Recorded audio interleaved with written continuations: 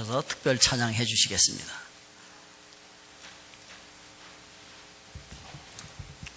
반갑습니다. 여러분들, 성경 잘 마치고 곧 돌아가게 됩니다.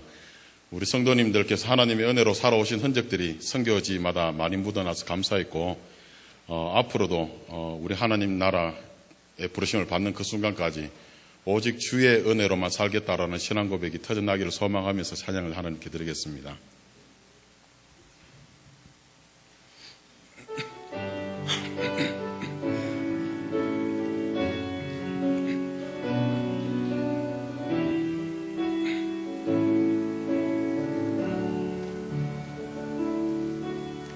오직 주의 은혜로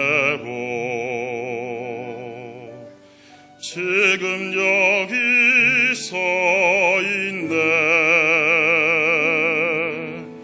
한없는 경배 한없는 찬양 내 영혼 예배 드리네.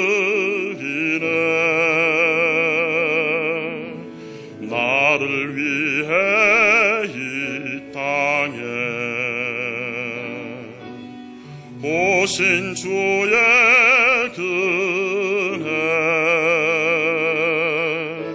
십자가 고통 이기신 주님 그네 어찌 잊으리.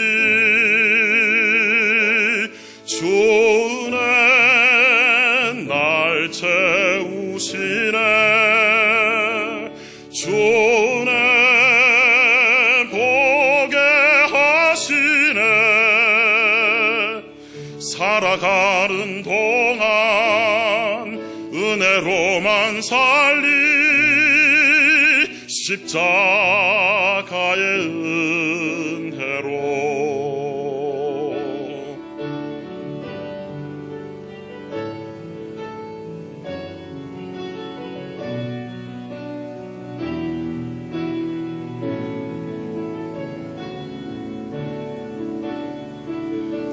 오직 주의 은혜로 지금 여기 서 있네. 한없는 경배 한없는 찬양 내 영혼 예배 드리네.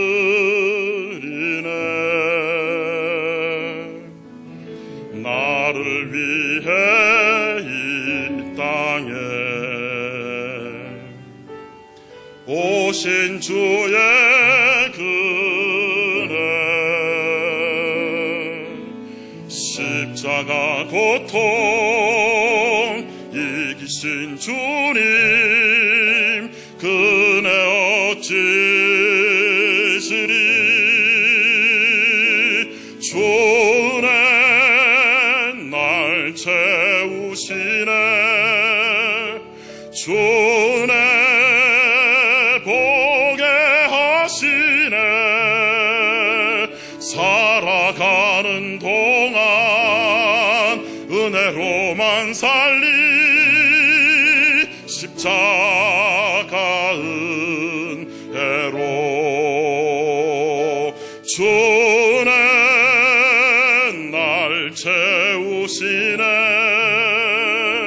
주 은혜 보게 하시네. 살아가는 동안 은혜로만 살리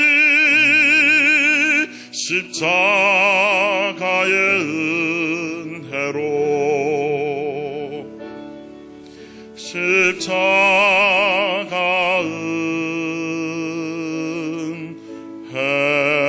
은혜로.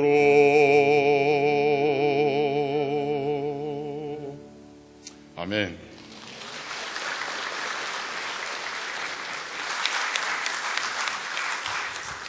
예, 찬양이 참 감미롭습니다. 감사합니다. 이 시간은 우리 교회에서 자라났고 지금 워싱턴 지구촌 교회 부목사로 수고하시는 우리 김우준 목사님 나오셔서 오직 단 하나라고 하는 제목으로 귀한 은혜의 말씀 전해주시겠습니다. 우리 박수로 환영하겠습니다.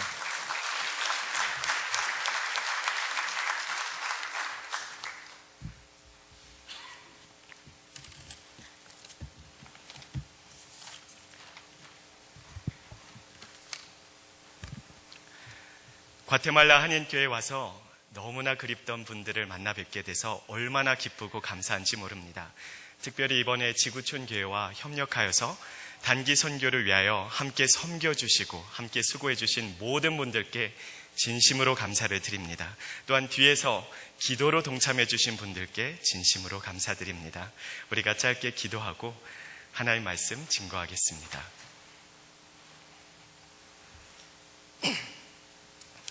좋으신 아버지 하나님 감사합니다. 이 예배에 오직 하나님 한 분만이 주인공 되어주시기를 간절히 기도합니다. 모든 영광 홀로 받아 주시옵소서. 아버지 하나님, 지금 이 시간에는 하나님의 말씀에 귀 기울이기를 원합니다. 무슨 말씀이 하시고자 하십니까?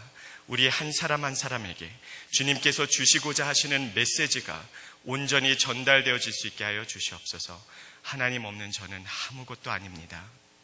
저의 모든 생각과 마음과 입술을 주의 성령으로 온전히 주장하셔서 온전히 하나님 하시고 싶으신 말씀만 선포하여 주시옵소서. 그 말씀 붙들고 오늘도 하나님 말씀대로 살아갈 수 있도록 함께하여 주시옵소서. 감사하며 예수 그리스도 이름으로 기도합니다. 아멘. 여러분의 어린 시절이 기억나십니까? 이 자리에 계신 분들 중에는 과테말라에 이민 오신 지 10년 또는 20년이 지난 분들이 있을 것입니다. 그러나 여러분의 어린 시절은 한국에서 보내셨죠? 그때에 대한 어떤 추억을 갖고 계십니까?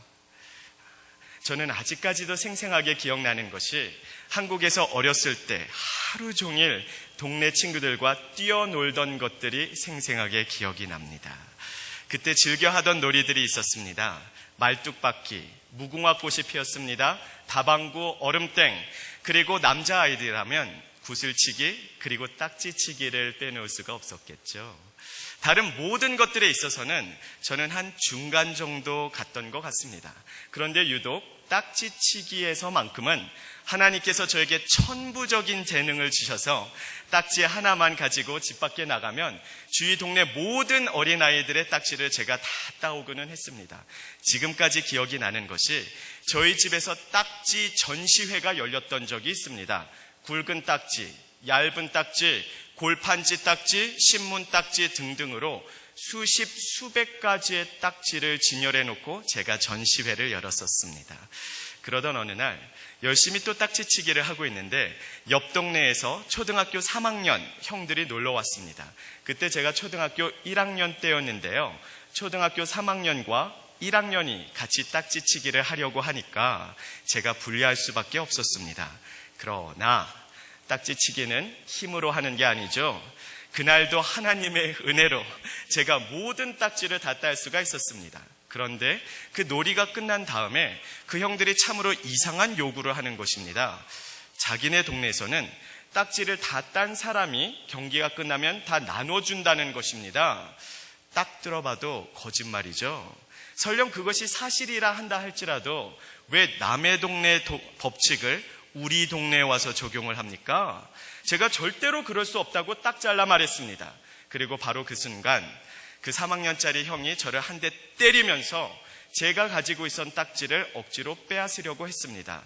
저도 오기가 있는 사람 아닙니까? 절대로 질 수가 없다며 그 형에게 대들었습니다. 자, 초등학교 1학년 학생이 초등학교 3학년 형에게 대들었으니 그 다음 순간 어떤 일이 벌어졌을까요? 이건 뭐 싸움이라고 할 수도 없을 정도로 일방적으로 처음부터 끝까지 제가 얻어맞았습니다. 그러나 저도 오기가 있기 때문에 한 번 싸움을 하면 끝장을 보는 성격입니다. 절대로 빼앗기지 않고 제 몸이 만신창이가 되었지만 그 딱지들을 지켜내었습니다. 그날 밤에 집으로 제가 딱지를 품에 안고 돌아가면서 얼마나 기뻤는지 모릅니다. 제 자신이 너무나 자랑스러웠어요. 초등학교 3학년 형을 상대로 이 소중한 딱지를 제가 사수해냈다라는 자부심에 들떠서 한방 미소를 띤 채 집으로 돌아왔습니다. 그날 이후로 시간은 흘러 지나갔습니다. 그리고 저도 어느덧 두 아이의 아빠가 되었습니다. 그리고 이제 사회인이 된 지금 그때 제 모습을 회상해보면 제 모습이 그렇게 한심해 보일 수가 없어요. 세상에 어리석어도 이보다 더 어리석을 수가 있을까요? 지금 그때 제가 제 몸을 내어 던져서 사수해낸 그 딱지 쪼가리들이 오늘날의 돈으로 환산한다면 과연 얼마만큼의 돈이 될까요? 단 10센트의 가치도 없습니다. 철저하게 무의미하고 무가치한 것을 위해서 그 종이 쪼가리를 위해서 저는 제 몸을 내어 던져버렸던 것입니다. 제 몸이 만신창이가 될지언정 그 딱지를 꼭 사수해야 된다는 투철한 사명감에 잡혀 있었다라는 것이죠. 그러기에 너무나 제 자신이 한심하고 어리석게 느껴집니다. 그렇다면 그때는 제가 왜 제 몸을 내어 던져서 그 종이 쪼가리에 불과한 딱지를 사수해내야 되겠다고만 생각했던 것일까요? 이유는 너무나 간단합니다. 초등학교 1학년생의 눈에 비친 그 딱지는 너무나 좋아 보였기 때문입니다. 너무나 소중해 보였고 너무나 가치 있는 것으로 보였기 때문에 제 몸을 내어 던져서라도 반드시 지켜내야 한다고 저는 잘못 생각했기 때문입니다. 이제서야 그것이 얼마나 한심하고 어리석은지를 깨닫게 됩니다. 우리의 신앙생활에서도 마찬가지입니다. 여러분은 왜 사십니까? 라는 질문을 던진다면 여러분은 뭐라고 답하시겠습니까? 모든 그리스도인들은 물론 하나님의 영광을 위해 삽니다 라고 답하겠죠. 그러나 정말로 그러한가요? 대부분의 경우에는 그것은 우리 머리 지식 속에 그저 쌓여있는 하나의 종교적인 답안지일 뿐 우리의 실제적인 삶에서는 하나님의 영광을 잘 생각조차도 하지 아니하고 일상생활을 살아갈 때가 참으로 많습니다. 오늘날 너무나 많은 그리스도인들이 돈, 명예, 명성 그리고 안락한 삶을 추구하면서 살아갑니다. 내 몸을 내어 던져서라도 한 푼이라도 더 움켜쥐기 위해서 혈안이 되어져 있습니다. 나의 모든 시간과 건강과 열정을 투자해서 좀 더 많은 부를 축적하기 위해서 돈을 움켜쥐기 위해서 명성을 추구하며 이 땅에서 잘 먹고 잘 살아가는 삶을 살아가고 있습니다. 왜 그럴까요? 우리 눈에는 이 세상에서 돈과 명예, 부귀영화가 너무 좋아 보이기 때문입니다. 너무 소중해 보이기 때문에 너무 높은 가치를 있는 것처럼 우리 눈에는 보이기 때문에 우리의 몸을 내어 던져서 우리의 인생이 만신창이가 된다 할지라도 거기에 전진하고 전념하는 것입니다. 그렇지 않나요? 자, 그리고 이제 우리의 삶에서도 시간은 흘러 지나갈 것입니다. 언젠가는 우리의 인생을 마감할 날이 오겠죠. 그리고 하나님 심판대 앞에 설 날은 반드시 올 것입니다. 그날 우리가 이 땅에서 그렇게 수고하고 애써서 노력해서 벌었던 그 돈과 명예, 그것이 하나님 앞에서 과연 얼마만큼의 가치가 있을까요? 단 10센트의 가치도 없을 것입니다. 그렇게 철저하게 무의미하고 무가치한 것을 위해서 우리는 우리의 몸을 내어 던지면서 살아가고 있지는 않는지 우리는 점검해 봐야 될 것입니다. 하나님의 영광은 그냥 머리 지식으로만 쌓여 있을 뿐 실질적인 삶에서 돈을 위해서 살았다면 좀 더 큰 집을 사고 더 멋진 승용차를 굴리고 다른 사람들 보는 앞에서 떵떵거리면서 사는 것만이 우리 인생의 목적이었다면 그것에 최고의 가치를 두고 살았다면 하나님의 심판대 앞에 섰을 때 내가 왜 이렇게 딱지 쪼가리에 불과하게 무의미한 것에 내 인생을 다 내어 던져버렸을까 한탄하고 후회하는 날이 반드시 올 것입니다. 그렇다면 오늘 우리에게 주어지는 질문은 하나입니다. 우리는 무엇을 위해서 살아야 할까요? 우리 삶에 단 하나의 열정, 단 하나의 의미, 단 하나의 목적이 있다면 그것이 과연 무엇일까요? 오늘의 본문 말씀을 통해서 이 질문에 대한 답을 우리가 함께 찾아가고자 합니다. 오늘의 본문 말씀 사도행전 4장에는 오직 단 하나의 열정, 단 하나의 목적을 품고 있는 초대교회 성도들의 모습을 우리는 만나볼 수가 있습니다. 오늘의 본문 말씀은 사도행전 3장 말씀을 배경으로 하고 있죠.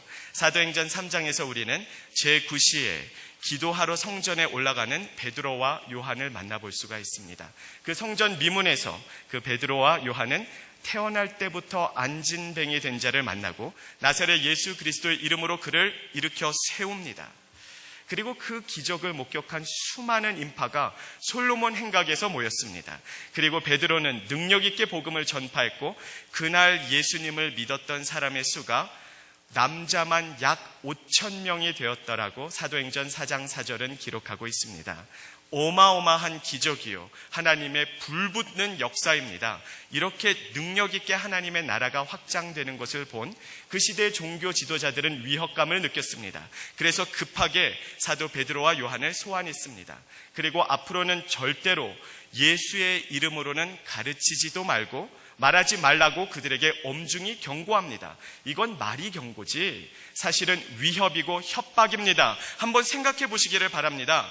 지금 사도행전 4장의 사건은 예수님이 십자가에 못 박혀 죽으신 지 얼마 되지 않았은 후에 생겨났던 일입니다. 그렇다면 죄인 중에 괴수라는 신성 모독죄와 로마 제국에 대한 반역죄를 뒤집어 쓰고 죽은 죄인의 이름으로 그 예수가 우리 민족의 메시아이며 온 세상의 구원자라는 메시지를 계속해서 전한다면 그 제자들에게는 어떤 일이 벌어질까요? 그들도 예수님처럼 십자가형에 처하게 될 것입니다. 그것을 누구보다도 잘 알고 있었을 것입니다. 또한 신약시대의 성도들은 십자가형이 얼마나 참혹스러운지 모욕적이며 고통스러운지를 누구보다도 잘 알고 있었습니다. 자기 자신은 물론이요, 내가 사랑하는 가족 그리고 신앙의 공동체를 함께 위험에 빠뜨릴 수 있는 절대절명의 위기의 현장입니다. 그 순간에 초대교회 성도들이 한자리에 모여서 하나님께 기도를 올려드리고 있는 것이 바로 오늘의 본문 말씀의 내용입니다. 자, 그렇다면 여러분도 한번 상상해 보시기 바랍니다. 만일에 여러분이 초대교회 성도였다면, 만일에 여러분이 오늘 본문에 등장하는 사도들이었다면, 이런 위험천만한 상황 속에서 여러분은 어떻게 반응하셨겠습니까? 여러분은 어떤 내용의 기도를 하나님께 올려드리시겠습니까? 만일 저였다면 저는 최우선적으로 안전을 위해서 기도했을 것입니다. 아마도 이런 내용으로 기도를 했겠죠. 하나님, 제가 지금 생명의 위협을 당하고 있습니다. 저를 좀 안전하게 보호해 주세요. 그리고 하나님, 제발 이 핍박과 환난, 고난이 빨리 지나가 없어져 버리게 해주세요. 그런 내용의 기도를 했을 것입니다. 그런데 어찌된 영문인지 오늘의 본문 말씀에서는 눈을 씻고 찾아봐도 그런 내용을 발견할 수가 없습니다. 물론 안전을 위해서 기도하는 것이 무조건 잘못됐다라는 것은 아닙니다. 안전을 위해서 기도하십시오.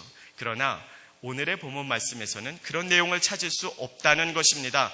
안전을 그들은 구하지 않았습니다. 이 핍박과 환난이 빨리 지나가 버리게 해달라는 기도 내용도 역시 오늘의 본문 말씀에는 없습니다. 그렇다면 이 위기의 순간에서 그들은 도대체 무엇을 하나님께 구했을까요?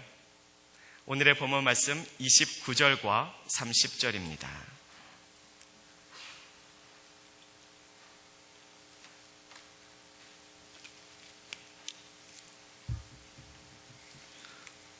함께 보시겠습니다.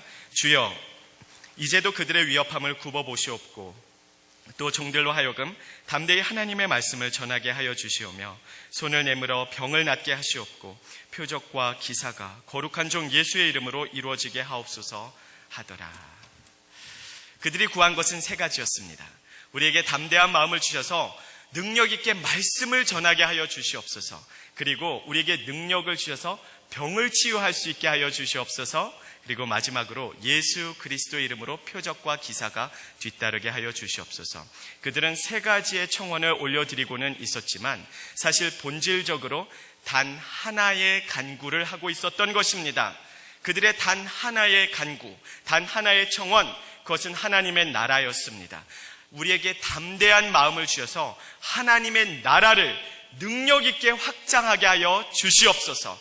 단 하나의 청원을 올려드리고 있었던 것입니다. 그렇다면 왜 단 하나의 간구의 내용을 세 가지의 청원으로 그들은 표현했던 것일까요? 그들은 예수님의 발자취를 신실하게 따라가고 있었기 때문입니다. 예수님께서 이 땅에 오셔서 하셨던 모든 사역의 초점은 하나님의 나라였습니다. 하나님의 나라를 위해서 예수님께서는 이 땅에 오셨고 십자가에 못 박히시고 죽으시며 다시 부활하시고 승천하셨던 것입니다. 예수님의 모든 사역은 하나님의 나라라고 하는 단 하나의 구심점에 집중되어 있었습니다. 그렇기 때문에 예수님께서 가장 처음으로 선포하신 메시지가 무엇이었죠? 회개하라, 천국이 가까웠느니라.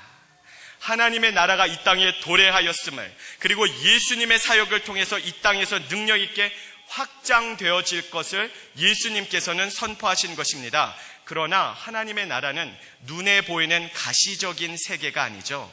특정한 장소의 개념이기보다는 하나님의 통치하심을 의미합니다. 그렇기 때문에 예수님은 하나님의 나라는 너희들의 마음에 있느니라 라고 말씀하시지 않으셨습니까? 보이지 않는 하나님의 나라를 가르쳐 주시기 위해서 예수님께서는 세 가지의 방법으로 우리에게 가르침을 주셨습니다. 하나님의 나라가 얼마나 아름다운 곳인지를 보여주시기 위해서 말씀을 가르쳐 주셨죠.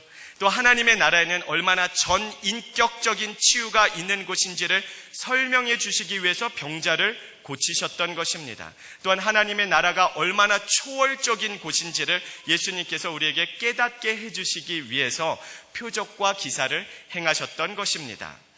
세 가지로서 예수님께서 사역은 하셨지만 사실 단 하나의 구심점, 단 하나의 목적이 있었던 것입니다. 그것은 하나님 나라의 확장이었습니다. 이러한 예수님의 발자취를 신실하게 따라가던 제자들은 예수님이 그러했던 것처럼 세 가지의 청원, 말씀, 치유, 기적에 대해서 구하고는 있었지만 단 하나의 목적, 단 하나의 비전, 단 하나의 열정을 가슴에 품고 있었습니다. 담대한 마음을 주사 하나님의 나라를 확장하게 하여 주시옵소서. 그것이 그들이 오늘 본문 말씀에서 하나님께 기도하고 간구했던 단 하나의 청원이었습니다. 여러분은 이 기도 내용이 믿겨지십니까? 만일에 여러분이 이 상황에 처해 있다면 여러분도 이런 기도를 드리실 수 있었겠습니까? 저는 자신이 없습니다. 저는 하나님의 나라는 안중에도 없고 아마도 이 환난이 빨리 지나가게 해달라고만 구하고 또 부르짖었을 것입니다.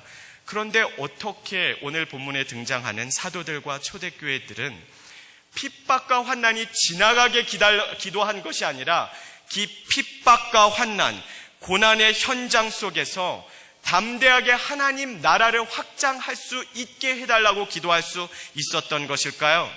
그들에게 있어서 하나님의 나라는 여러 관심사 중에 가장 큰 관심사가 아니라 그들의 유일한 관심사였습니다. 그들의 마음속에는 하나님의 나라로 꽉 차 있어서 다른 그 어떤 것도 비집고 들어갈 틈이 없었던 것입니다. 하나님의 나라가 1등이요 2등이 없었습니다. 자기 삶의 모든 열정과 시간과 관심을 온전히 하나님의 나라라고 하는 단 하나의 구심점에 집중시켰던 사람들, 바로 그 사람들이 오늘의 본문 말씀에 나오는 초대교회 성도들입니다. 하나님의 나라가 전부이고 다른 모든 것은 아무것도 아니라는 것입니다. 어떻게 그들은 하나님의 나라를 위해서 그들의 삶을 온전히 내어드릴 수 있었던 것일까요? 어떻게 그들은 하나님의 나라만을 위하여 자기의 목숨까지도 헌신할 수 있었던 것일까요? 이 질문에 대한 답 또한 오늘의 본문 말씀에서 우리는 찾을 수가 있습니다. 그들이 하나님께 무릎을 꿇었을 때 그들의 기도를 어떻게 시작하고 있죠? 오늘의 본문 말씀 24절입니다. 함께 보시겠습니다. 그들이 듣고 한 마음으로 하나님께 소리를 높여 이르되 대주제여 천지와 바다와 그 가운데 만물을 지은 이시여.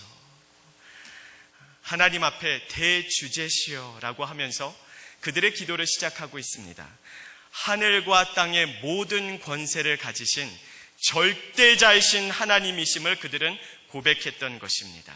그리고 온 우주 만부를, 천지를 지신 창조주 되심을 그들은 고백했습니다. 한마디로 그들은 하나님의 하나님 되심을 인정하고 그 하나님의 하나님 되심을 찬양하고 있었던 것입니다. 그렇게 광대하신 하나님, 전능하신 하나님, 영화로우신 하나님, 그리고 영원하신 하나님 앞에 섰을 때 그들은 이 세상의 것에 연연하지 않았습니다.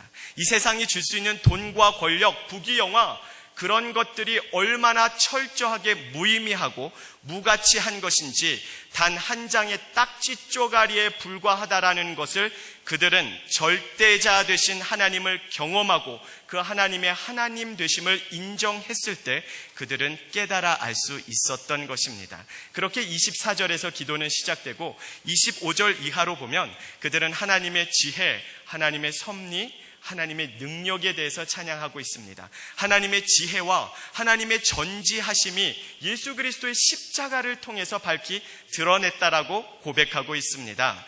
예수님께서는 왜 십자가에 달려 죽으셨을까요? 물론 우리를 사랑하시기 때문에 우리의 죄값을 치러주시러 이 땅에 오셔서 십자가에 돌아가셨음을 우리는 믿고 있습니다. 그러나 인간적인 측면에서 정치적인 시각으로 십자가를 바라본다면 예수님의 죽음의 의미를 뭐라고 해석할 수 있겠습니까? 그 시대의 종교 지도자들은 예수님을 눈의 가시와 같은 존재로 여겼습니다. 그렇기 때문에 어떻게 해서든지 누명을 뒤집어 씌워서라도 그를 죽이려고 했죠. 그 당시에 모든 종교적인 권력을 한 손에 거머쥐고 있었던 종교 지도자들과 그 시대의 초강국이었던 로마 제국이 결탁하여서 예수 그리스도를 십자가에 못 박아 죽여버렸습니다. 그리고 그들은 회심의 미소를 지었습니다. 그들이 승리했던 것이라고 그들은 착각했기 때문입니다. 그러나 오늘의 본문 말씀을 보시기를 바랍니다. 27절과 28절 함께 보시겠습니다. 과연 헤롯과 본디오 빌라도는 이방인과 이스라엘 백성과 합세하여 하나님께서 기름 부으신 거룩한 종 예수를 거슬러 하나님의 권능과 뜻대로 이루려고 예정하신 그것을 행하려고 이 성에 모였나이다.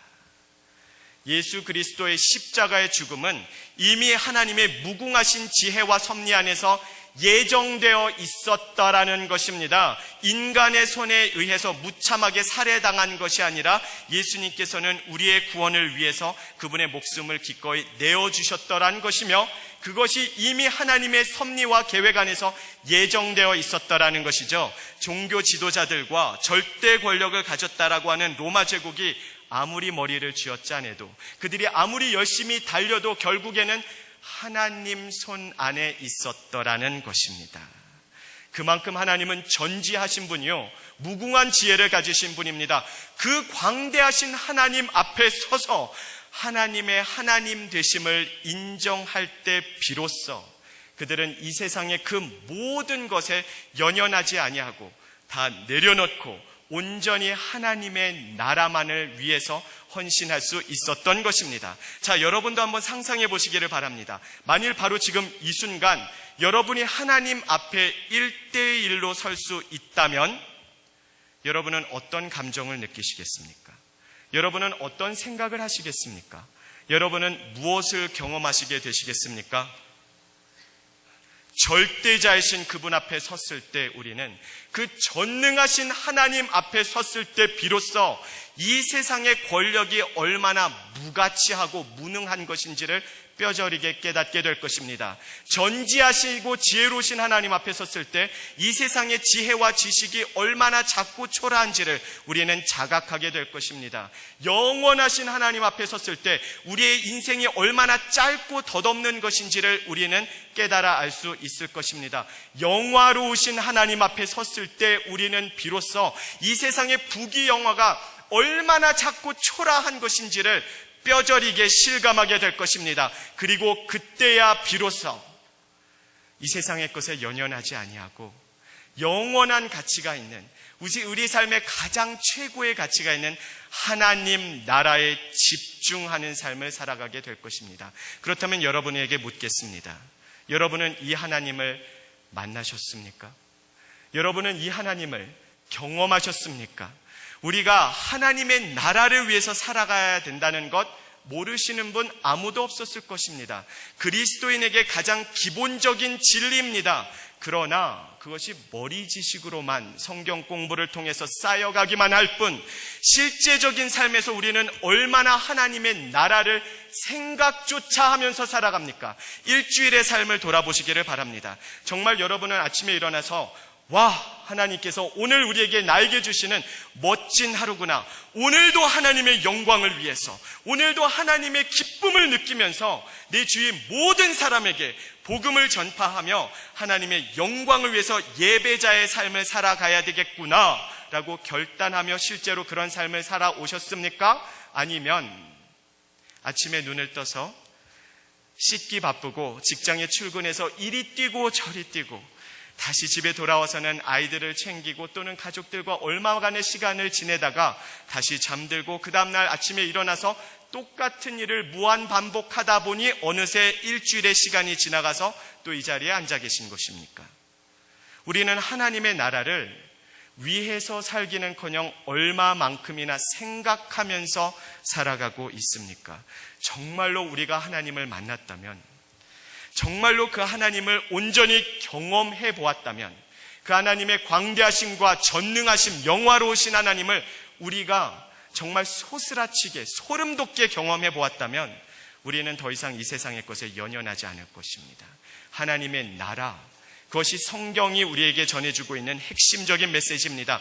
성경 66권의 메시지를 단 한 문장으로 요약한다면 우리는 뭐라고 표현할 수 있을까요?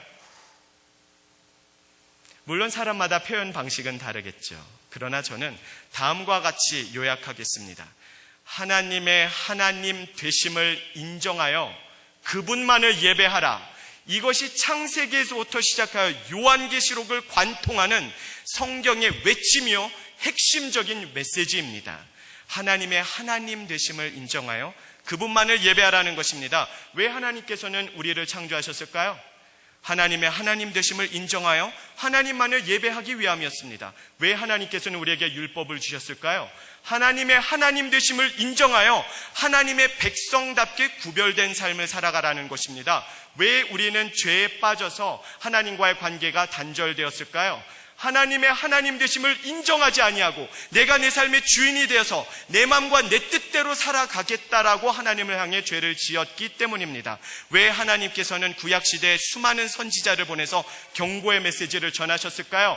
하나님의 하나님 되심을 인정하지 아니하고 우상 숭배를 일삼는 그들의 마음을 돌이키사 다시 예배자로 세우기 위함이었습니다. 왜 하나님께서는 독생자 예수 그리스도를 이 땅에 보내셨을까요? 하나님과의 관계가 죄로 인해서 단절되어 있었던 우리에게 다시 예수 그리스도의 보혈의 피로 우리를 사주셔서 우리를 구원하셔서 하나님의 하나님 되심을 인정하여 하나님께 예배하는 예배자로 세우기 위함이었습니다. 왜 예수님께서는 이 땅에 교회를 세우셨을까요?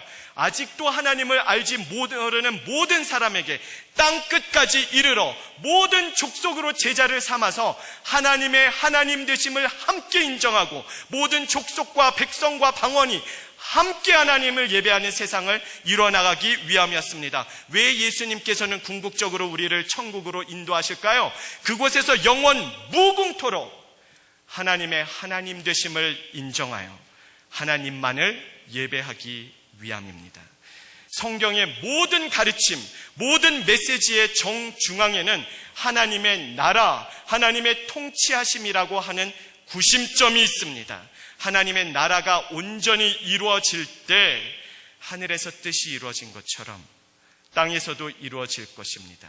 하나님의 나라가 나의 가정과 온 세계에 임할 때 비로소 하나님께서 영광 받으실 것입니다.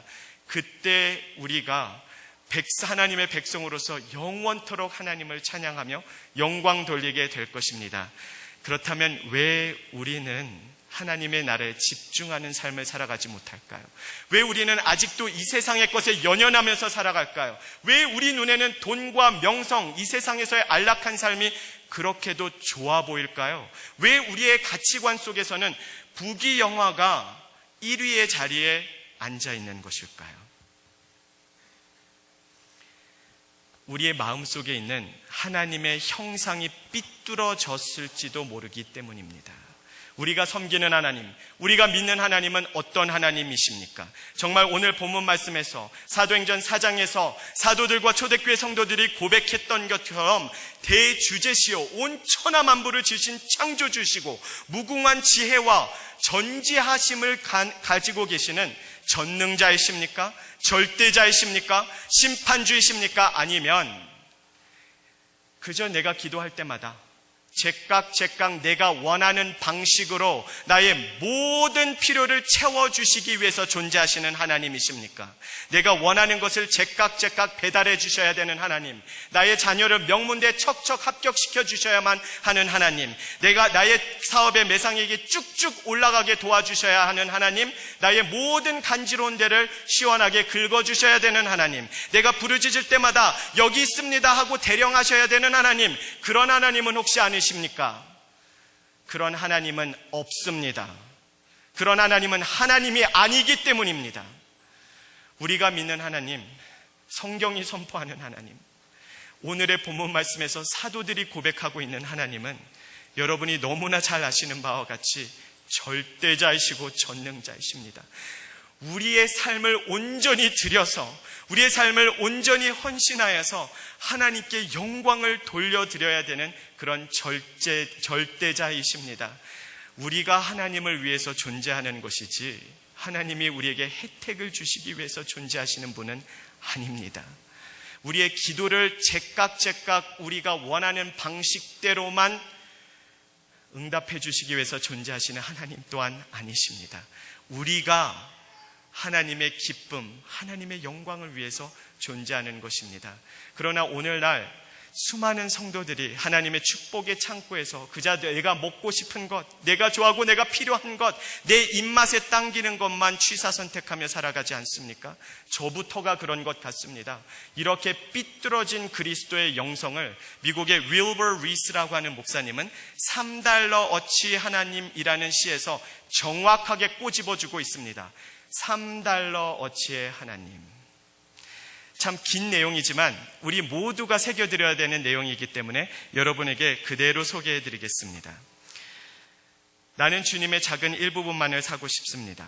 내 영혼을 깨트리지 않을 정도만, 수면을 방해받지 않을 만큼만, 내 인생이 사로잡히지 않을 만큼만, 따뜻한 우유 한 잔만큼이면 됩니다. 내 죄책감을 조금 누그러뜨릴 만큼이면 충분합니다. 나는 3달러어치만 하나님을 사고 싶습니다.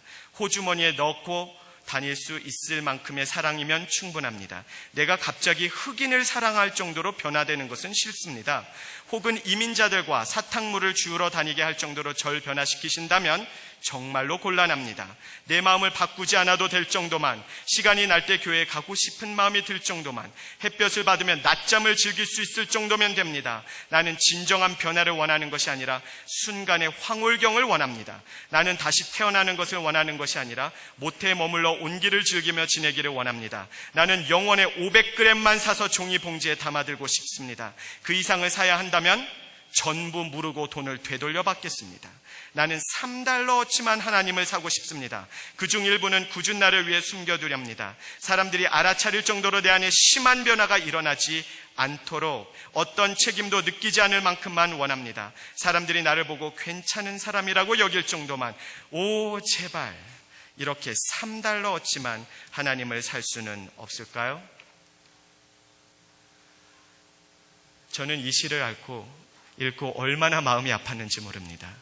왜냐하면 꼭 제 이야기를 하는 것만 같았기 때문입니다. 영원한 진정한 변화를 원치 아니하고 순간의 황홀경만을 원하는 모습, 진정한 나의 삶이 송두리째 변화가 되어서 하나님 나라를 위해서 나의 목숨까지도 바칠 수 있는 헌신을 원하는 것이 아니라 딱 3달러어치만 하나님을 사서 500g만 영혼을 나의 주머니 속에 늘고 다니고 싶은 모습, 하나님의 영화로운 빛을 원하는 것이 아니라 따사로운 햇빛만큼만, 아침에 은미로운 감미로운 커피 한 잔만큼만 하나님의 은혜를 원하는 나의 모습, 그 모습이 저의 모습이었기 때문입니다. 여러분은 어떠하십니까? 여러분은 어떤 하나님을 원하십니까? 어떤 하나님을 섬기고 계십니까? 여러분의 마음속에 있는 하나님의 형상, 하나님의 그림 속에서는 어떤 하나님이 자리 잡고 있습니까? 정말 우리의 삶이 송두리째 변화되는 것을 우리의 중심에서부터 원하고 있습니까? 하나님 앞에서 나의 삶이 온전히 헌신되어지는 것을 정말로 원하고 있습니까? 아니면 때에 따라서 그저 나에게 혜택을 주시기 위해서 존재해야 하는 하나님, 나의 기도가 내가 원하는 방식으로 응답되지 않는다면 언제든지 내쳐버릴 수 있는 하나님을 우리의 마음속에 담아두고 살아가지는 않습니까? 하나님께서 애타게 찾으시는 그 한 사람은 하나님의 나라를 바라보며 그 나라에 나의 삶을 온전히 헌신하는 하나님 나라의 충신입니다. 1392년 훗날 조선조의 태종이 되는 이방원이 고려의 충신 정문주를 만납니다. 새로 건립하게 되는 나라에 그를 합세시키기 위해서 그를 회유하려고 하는 목적으로 이방원은 하여가를 읊습니다. 여러분들 너무나 잘 알고 계시죠? 이러한들 어떠하리 저러한들 어떠하리 만수산 드렁치기에 얽혀진들 그 어떠하리 우리도 이와 같이 얽혀져 100년까지 누리리라. 너무 한 나라만 고집하지 말고 한 나라에만 충성을 맹세하지 말고 이 나라면 어떻고 저 나라면 어떠냐 하는 것입니다. 칡넝쿨이 서로 얽히고 설켜 있는 것처럼 우리와 함께 가담해서 100년까지 부귀영화를 함께 누려보자고 회유하는 내용입니다. 바로 이방원의 하여가에게 정몽주는 답가로 단심가를 읊습니다. 이 몸이 죽고 죽어 100번 고쳐주고 백골이 진토되어 넋이라도 있고 없고 님을 향한 일편단심이야 가실 줄이 있으랴. 우리에게 울림을 선사하는 내용입니다. 내가 이 나라의 백성으로 태어났으니 이 나라의 백성으로만 살겠다라는 것입니다. 내가 죽고 죽어서 100번을 다시 고쳐 죽는다 할지라도, 내가 목숨을 잃고 뼈가 으스러져서 백골이 진토가 된다 할지라도, 나의 영혼이 소멸되어지는 것 같은 그런 시간이 온다 할지라도 나는 이 나라의 백성으로 태어났으니 이 나라의 백성으로 죽겠다라는 것입니다. 이 나라가 나의 삶의 전부이고 다른 나라는 거들떠보지도 않겠다라는 것입니다. 설령 그것이 죽음을 의미한다 할지라도 하나님께서 찾고 찾으시는 그 한 사람, 바로 하나님 나라의 백성으로 살며 하나님의 나라의 백성으로 죽겠다라는 결의가 서 있는 그 한 사람입니다. 하나님은 오늘도 하나님 나라에 집중하는, 하나님 나라를 위해서 온전히 헌신하는 하나님 나라의 백성을 찾고 있습니다. 여러분은 무엇을 위해서 살아가고 계십니까? 여러분의 마음속에 자리 잡고 있는 최고의 가치관은 과연 무엇입니까? 온전히 하나님 나라만을 바라보시기 원합니다. 이제 말씀을 정리하겠습니다. 오늘 우리가 무엇을 위해서 살아가야 하는지, 우리 삶에 단 하나의 열정이 있어야 한다면 그것이 무엇인지에 대해서 함께 생각해보는 시간을 가졌습니다.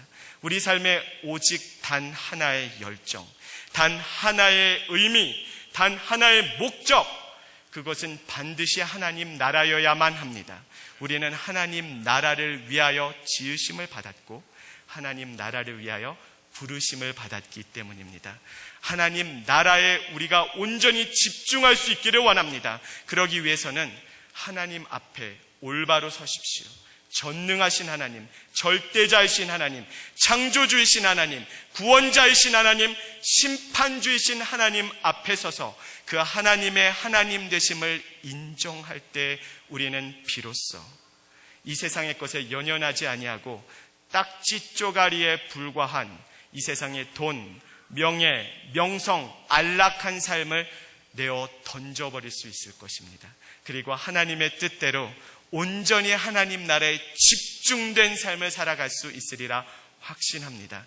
온전히 하나님 나라만을 바라보며 하나님의 나라만을 위해서 살아가시는 하나님 나라의 백성 되시는 우리 과테말라 한인교회 모든 성도님들이 되시기를 예수님의 이름으로 축복합니다. 기도하겠습니다.